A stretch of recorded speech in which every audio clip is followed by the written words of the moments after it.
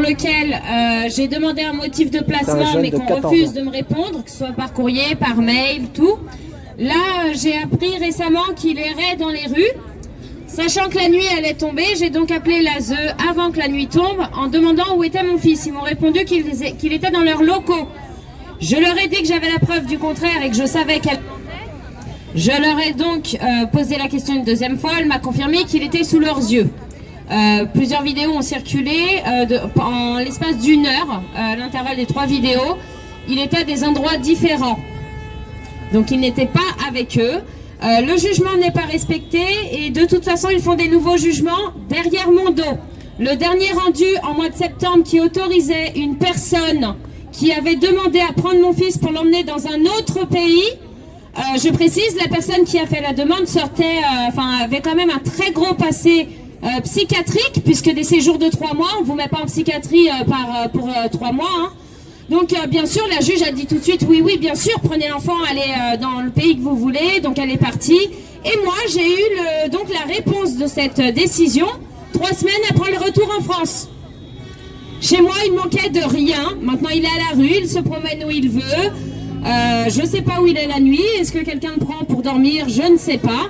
Rien n'est respecté. Donc la juge m'a offert des visites médiatisées. On me l'a pris le 3 juillet. Je les attends encore, donc j'ai déposé des recours, bien sûr. Tous les jours, j'appelle l'ASE pour savoir ce qui se passe. Elle est très gravement malade, sûrement, puisqu'elle est constamment en arrêt. J'ai rappelé le tribunal qui m'a expliqué qu'ils étaient obligés de la faire remplacer, donc ça ne pouvait pas suspendre mes droits. Et au final, elle continue de se foutre de ma tête, faut le dire. La dernière fois qu'elles se sont moquées de moi à faire de l'humiliation quand je pleurais pour demander à voir mon fils, j'ai eu le malheur de lui dire « Madame, je suis désolée, ce que vous venez de faire a été enregistré. » Alors, on dit qu'on est trop fragile pour nous rendre nos enfants. De là, elle s'est mise à hurler comme une folle. Comme les gens qu'on voit dans les asiles psychiatriques. « Vous n'avez pas le droit, machin !» Je lui dis « Madame, calmez-vous. Calmez-vous. » Non, elles ne veulent pas donner les noms. Par contre, j'ai l'appel. Donc, je pense qu'on va commencer à diffuser les enregistrements d'appels qu'on a à l'ASE. Ça pourrait être sympa. Ceux où ils se lient à 2 pour rigoler quand on pleure. En plus de ça, nos enfants sont médicamentés. Nadia voulait qu'on parle aussi des visites médiatisées. Alors, je ne vais pas, moi, vous expliquer, puisque moi, on me les bloque. J'ai jamais revu mon fils depuis le 3 juillet. Par contre, là, tous les viols que vous entendez, ce sont les enfants qui dénoncent. Vous dites bien que s'ils dénoncent, c'est qu'à un moment, ils ont vu leurs parents. Donc ça, tous les viols qu'il y a, c'est le peu d'enfants qui ont droit à la parole. Maintenant, pendant les visites médiatisées, toutes les mamans sont témoins. Je sais pas où elle est. On a une maman qui a voulu faire un câlin à sa petite fille. Voilà. Linda a voulu faire un câlin à sa fille. On les a séparés. On ne fait pas de câlin à son enfant, voyons. Là, il y a une grosse partie des parents qui ont sur le jugement le motif lien trop fusionnel. Donc sachez que aimer son enfant est un crime en France. Il ne faut pas les aimer.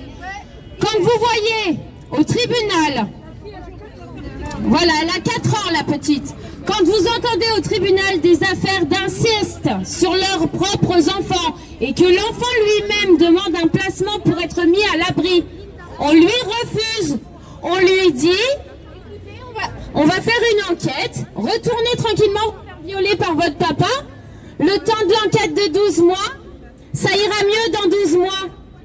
Et en attendant, ces enfants-là, on les laisse se faire violer par le parent.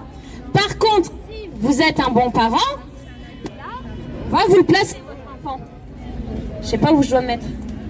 Là, on vous retire l'enfant. Donc, eux sont instables. Psychologiquement, ils sont complètement instables. La preuve, c'est que moi, j'ai décidé de plus crier. Je fais la débile, c'est-à-dire que je fais comme eux. Je me moque d'eux. Je fais exactement pareil. Et là, attention, la réaction, elle a été... ça a été... Mais c'était marrant pour moi, parce que moi j'enregistrais, mais elle s'est mise dans un état de colère où moi-même j'ai voulu appeler les secours pour la faire interner. Et c'est elle qui me dit, j'ai votre enfant. Mon enfant qui errait à l'autre bout du 95, sur 3 personnes qui ne se connaissent pas, qui ont pu filmer mon enfant errer dans les rues. Et elle me dit, non, il est là, dans nos locaux. Donc nous, on est inaptes, mais eux sont aptes laisser nos enfants sans manger, puisque tous les parents qui ont été aux visites médiatisées, c'est limite l'enfant il arrache le paquet de gâteaux et il l'engloutit, il n'en peut plus. Ils crèvent la dalle, les enfants.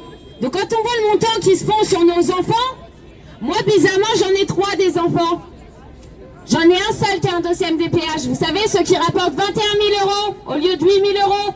Bah du coup on m'a pris que celui-là parce que les autres ils étaient pas rentables. Qu'est-ce qu'ils vont faire de 8 000 balles par mois? Donc non, on m'a pris celui à 21 000 puisque maintenant on parle plus des enfants, on parle des chiffres.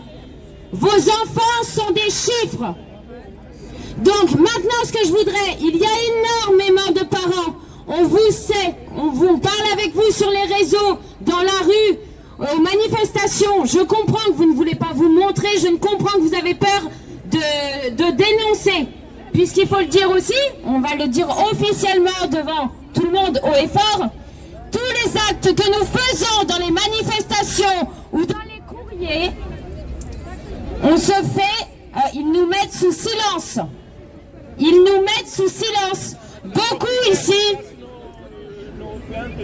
Voilà, nos plaintes ne sont pas prises, les dossiers sont cachés. Là, pareil, j'ai fait un dossier, il n'y a que les trucs qui sont dans leur sens, tous les miens ont disparu. Il faut savoir que nous recevons des menaces de très haut. Et je ne me cacherai pas. On peut me menacer ce soir, on peut me menacer demain. Vous avez pris mon enfant, vous avez pris moi entière. Je ne lâcherai pas. Donc je m'adresse directement au gouvernement, à tous les Français. N'ayez plus peur, on est ensemble. N'oubliez pas que l'union fait la force. Plus vous serez à dénoncer, plus on arrivera à libérer tous ces enfants. Ceci est un trafic d'enfants. Il faut sauver ces enfants, même si ce n'est pas le vôtre, c'est un trafic d'enfants.